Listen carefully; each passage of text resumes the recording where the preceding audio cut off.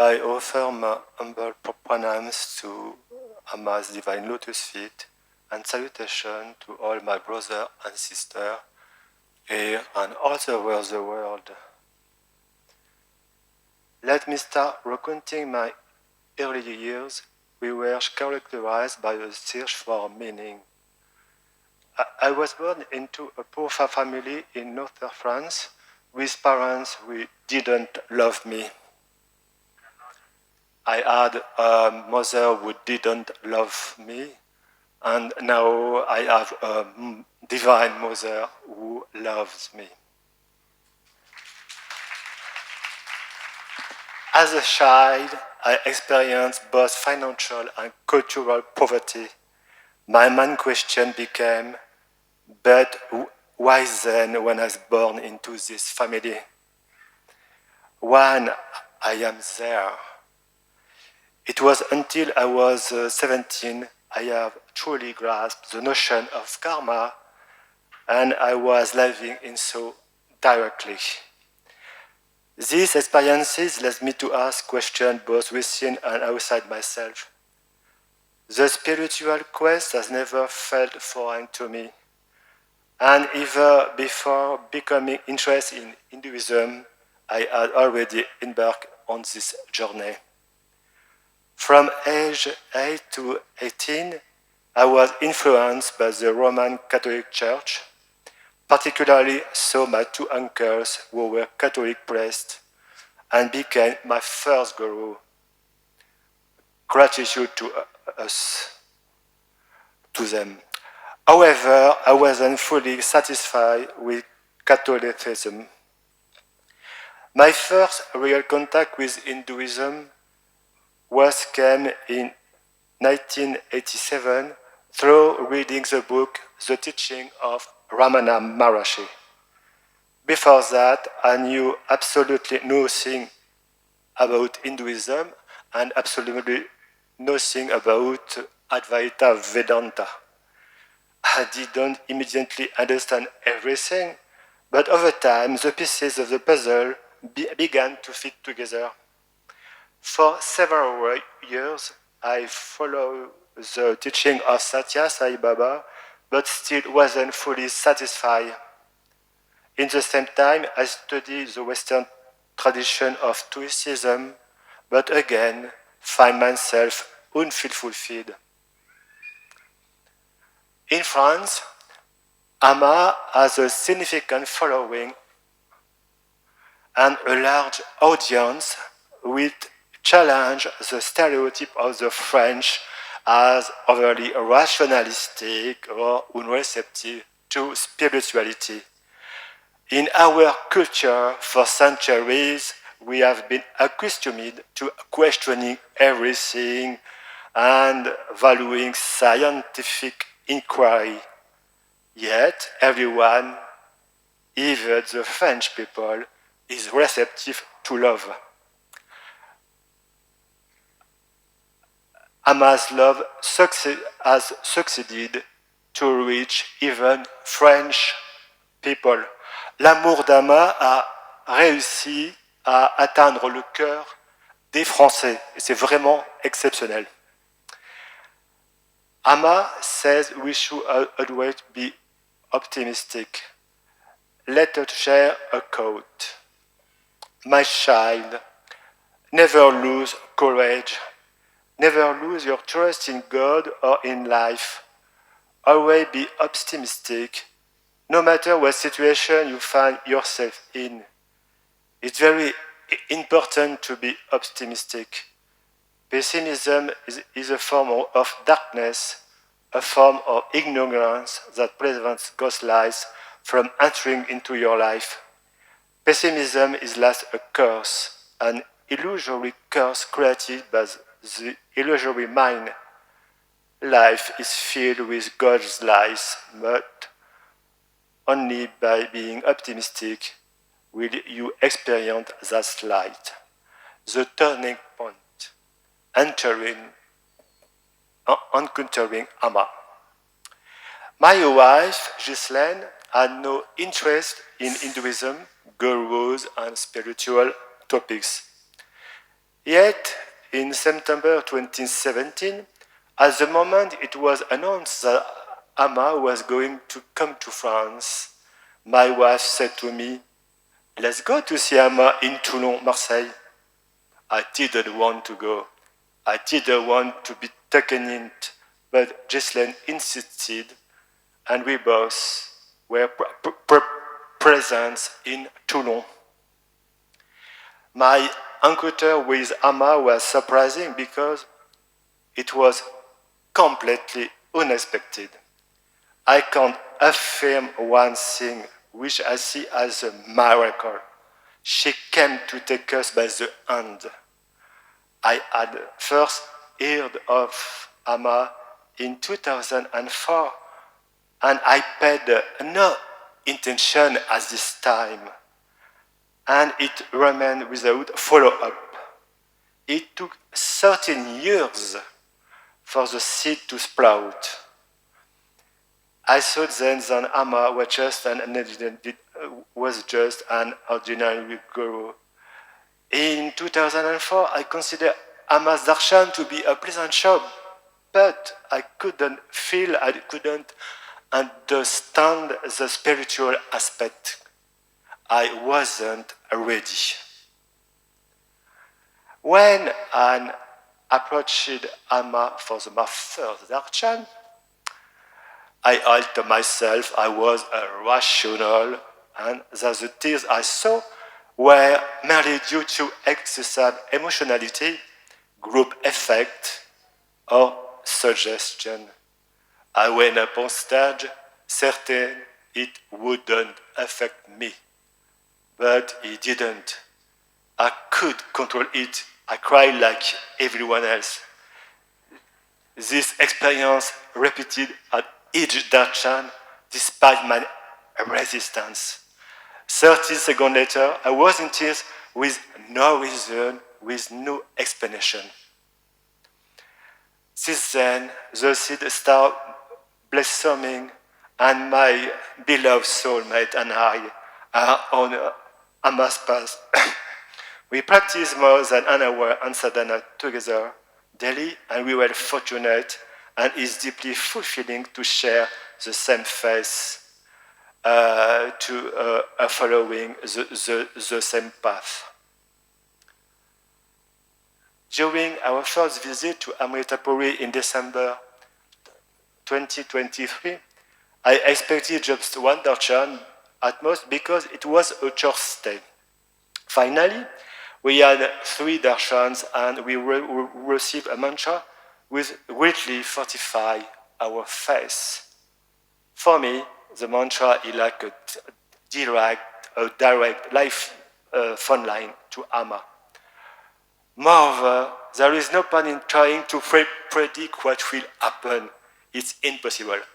Everything that happens in this place is only by Amma's will, and our forecasts are always wrong. Like meteors forecast.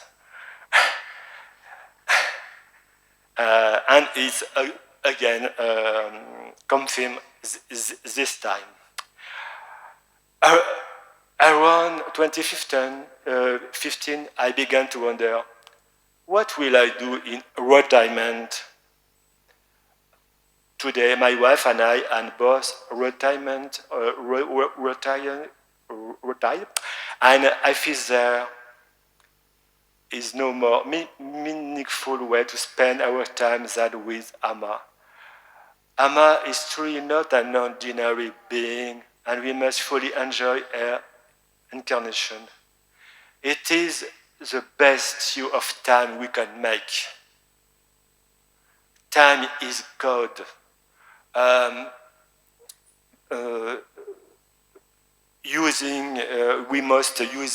We should be using our time only in relationship with God. I haven't had any extraordinary experiences. Amma doesn't appear to me. I don't dream of her. I don't see visions or colors. I see this as Amma ways of providing personalized treatment for each of her children, like a doctor. For me, the transformation happened quietly through my soul, through myself. Blessings are often considered subtle spiritual energies, difficult to quantify or measure by human standard. They depend a lot of faith, inner receptivity, and the mindset of the person receiving them. I must completely forget about measuring or comparing blessing, and it doesn't matter in spirituality.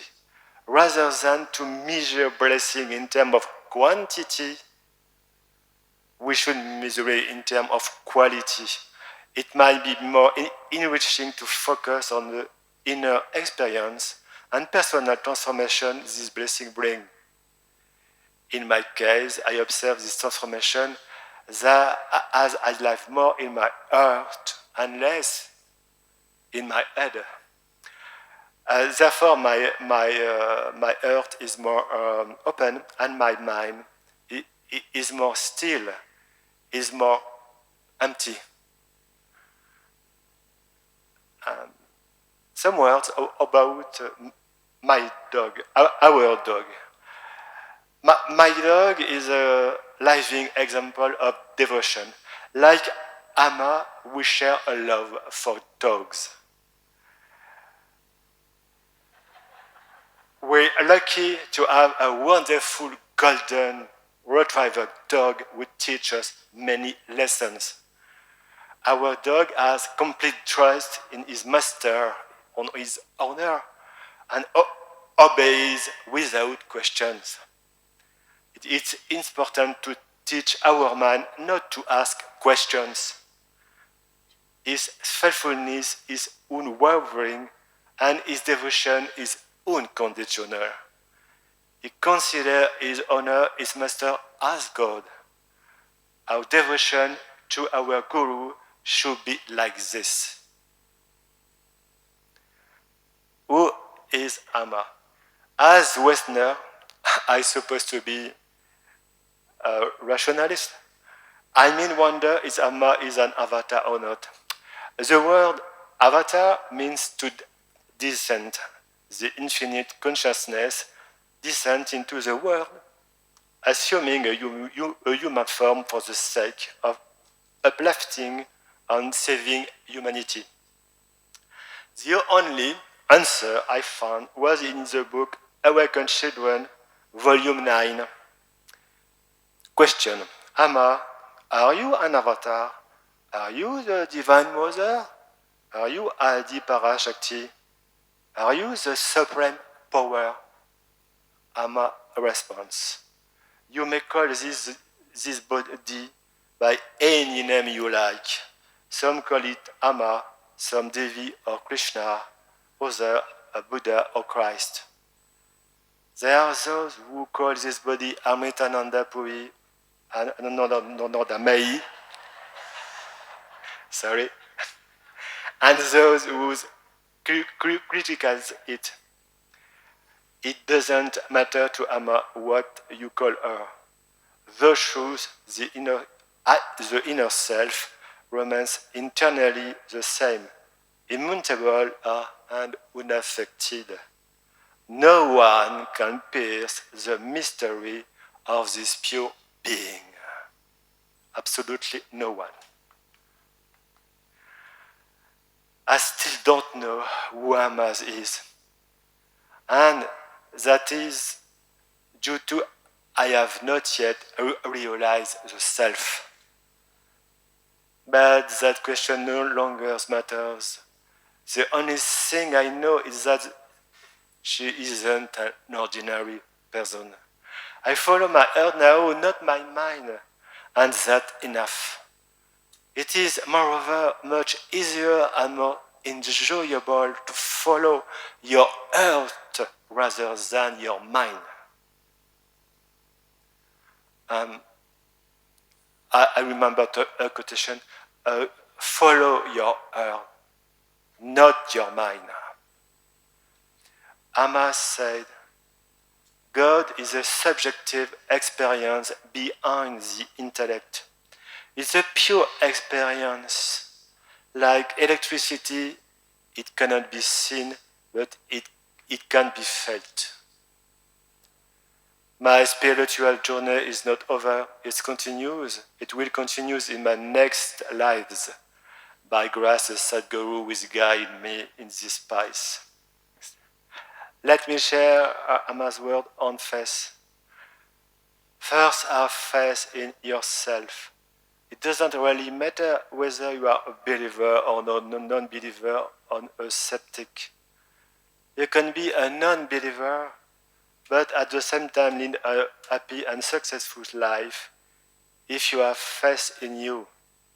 You don't have to believe in Amma or in God who resides up above in the sky on a golden throne. It is enough if you have faith in yourself. If you don't have faith in yourself, then there is not much to gain even if you believe in God. Faith in God is to strengthen your faith in you, the faith in your own faith. This is, in other words, called self-confidence, confidence in your own self. If that is not there, you cannot succeed in life, whatever you feel may be. Self-confidence is nothing but mental balance, courage and control over your own mind to confront the problems of life. You cannot expect from the problem of life. They are inevitable, unavoidable. How are you going to face them if you don't have faith in yourself? You cannot. Faith is a mysterious force of us intangible that flows through souls and illuminates lives. It doesn't rely on tangible proof of logical reasoning. It's rooted on a deep, almost instinctive trust in something beyond human understanding. To have faith is to walk in darkness while firmly believing that light exists. It's daring to move forward even when everything seems uncertain. In French, we said there is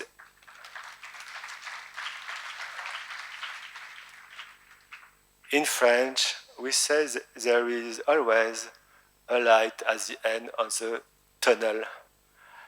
We simply need God's help to get through the tunnel.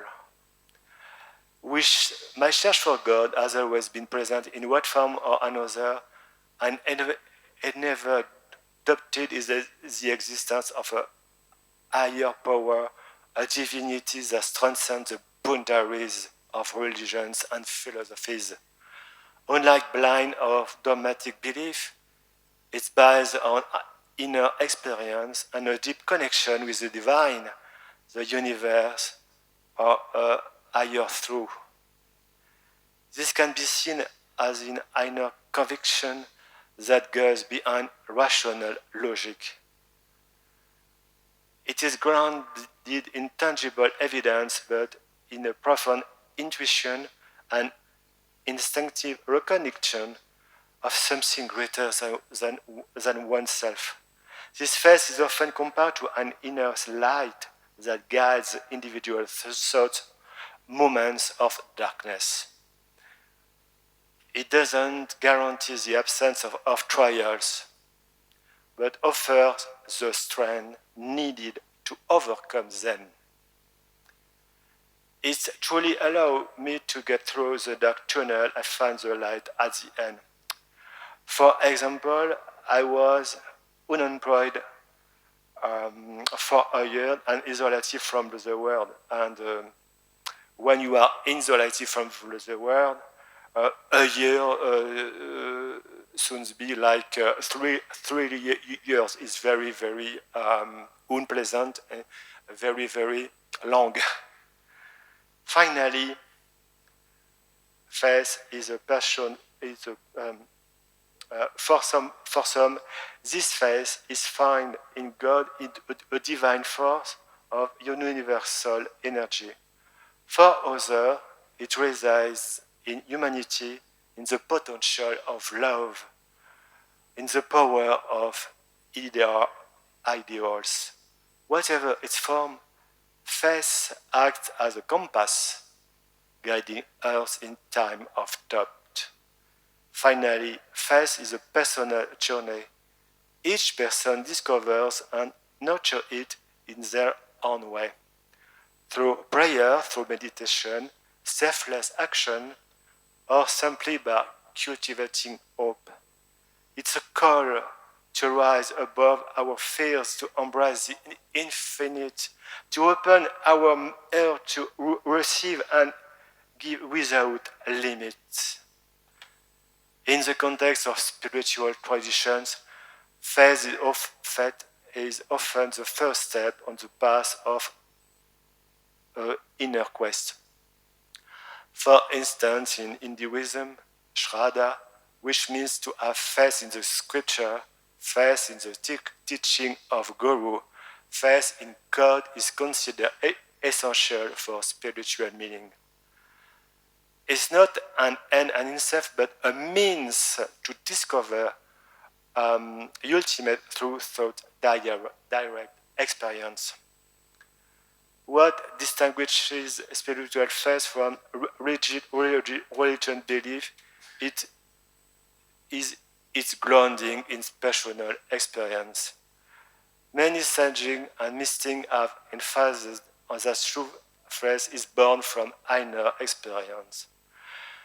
Ramana Maharshi insisted that genuine faith arises from individuals begin to explore their true faith beyond thought and emotions, and the famous question, who am I? Who am I? Spiritual faith is not always easy to sustain. Doubt, fear, and external obstacles can shake this trust. Yet, such moments of crisis are often opportunities for growth. Amma always encourages us to face all challenges with courage and discernment. As Amma said in her Krishna Yayanti message 2018, holding God close to our hearts, all obstacles on our path will fall away and we will attain our goal. By cultivating faith, individual learns to detach from immediate outcomes and trust the process of life. This trust paves the way for us to attain lasting inner peace. As we can see in the case of Amma and her devotees, faith inspires acts of selfless service, love, and unity. Those with deep faith often become pillars of support for their communities, radiating comfort and hope. Beyond my experience, it's truly a message of hope and optimism that I wanted to share. God is always with us. We are never, never alone. God is closer to us than our hands and feet. Looking back, this is the biggest transformation that has occurred to me since meeting Amma. I have developed faith in God, faith in the self. Faith is the omnipresent Guru principle ever resounding in the innermost core of all our earth. And today, my deep conviction, my personal faith is God, Guru, Amma, the self, are the same. I bow down to Amma's divine lotus feet with a grateful heart for feeling her infinitive love. Om Shri Amiteshvari Yanamaha.